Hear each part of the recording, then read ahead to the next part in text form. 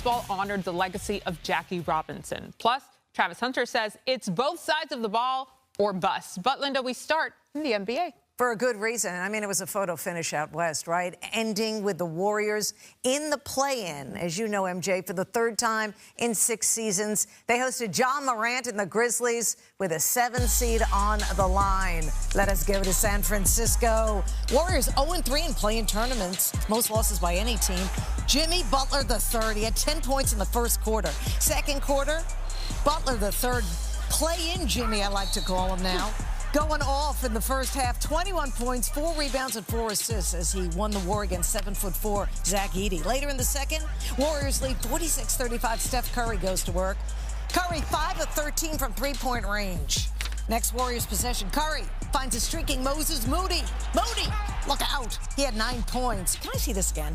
Monster jam by Moody. Later in the second, same score, which was 51-35. Watch Curry working relentlessly with and without the ball. After traveling 143 feet, he gets it back in the corner, just like he planned it, and splashes a 3, plus the foul. I mean, this is remarkable, but this is Curry. 15 points in the first half. Golden State was up by 20 after the made free throw. Meanwhile, Grizzlies have Ja Morant. And look at that.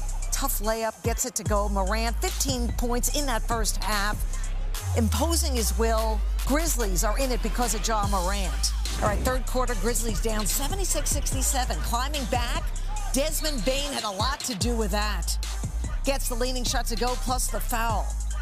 He had 30 points. And later in the third, Butler III the steal.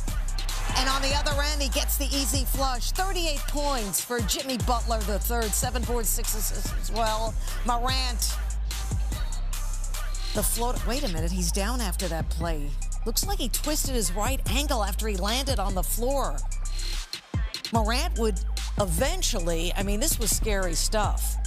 Million replays, but looked like he just came down on it awkwardly. After getting some treatment, he'd come back in the game to make the free throw and then leave the game. He'd take something on the sidelines. And fourth quarter with the Grizzlies down 2. He's back in the game, but he's hobbling. But that doesn't matter to Ja Morant. He had 22 points, and he ties up the game. They were down 20. Later in the fourth, Curry clearly in pain, grabbing his wrist. But that would not stop him with the Warriors up 1. Curry says, we're not losing this game. They go up by 4. About 5 minutes to play. Grizzlies down 4. Gary Payton II tries to save it. Goes right to Morant. Scottie Pippen Jr. can't get the layup to go. But the loose ball finds Bane. Desmond Bane, 5 of 8 from three-point range. Under 2 minutes to go, Warriors up 2. Curry. The corner 3 is all his. He owns it to put the Warriors up 5. About a minute to play with the Warriors up just 3. Curry. And Golden State goes up by 6. Look at this move to get open. Under a minute to play with the Warriors up by 4. Butler III driving. But then, basically his only mistake of the game, throws it away. On the other end, Pippen Jr. goes up, and he is fouled. Now, it appears to be a clean block by Brandon Podziemski, but the Warriors are out of challenges. And Pippen Jr. goes 1 for 2 from the line, and Grizzlies down 3 now with 5.4 seconds left. Santi Aldama inbounding for Memphis, but take a look at the officials' count. So that's how the Grizzlies lose? A 5-second violation? Yes. 37 points for Curry in the victory. Here's Steph with Ohm Youngmisuk. What did it take to get you guys out of the play-in finally? Just a full 48 minutes. Like, we've had enough emotional roller coaster rides. The last 2 games.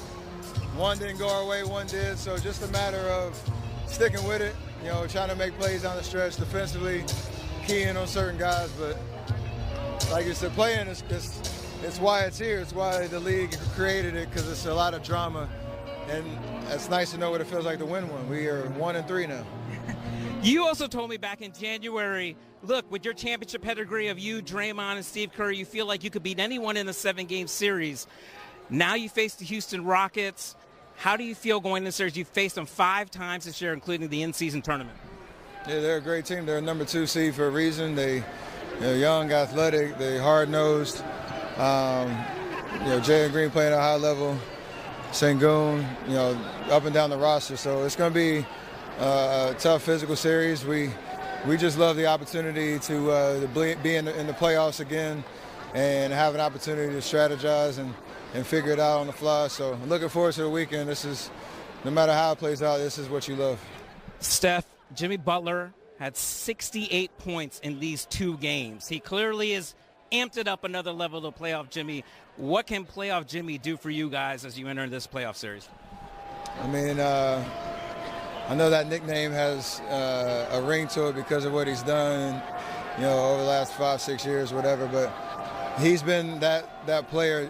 It doesn't matter what the stat sheet looks like. He does what it takes to help us win. And against a team like Memphis tonight, they were giving him driving lanes. He was getting to the free throw line. He was finishing. He knocked down a couple threes. And he was doing it, half injured with his quad. So excited to get some rest. Excited for him to be back at this, in this environment, playoff basketball. And it's going to take everybody for us to get this done. Let's continue to talk about it. New on SportsCenter, Coach Steve Kerr at the podium. It's one they just had to just grind it out there at the end. Yeah, it was. It's a playoff game, even though.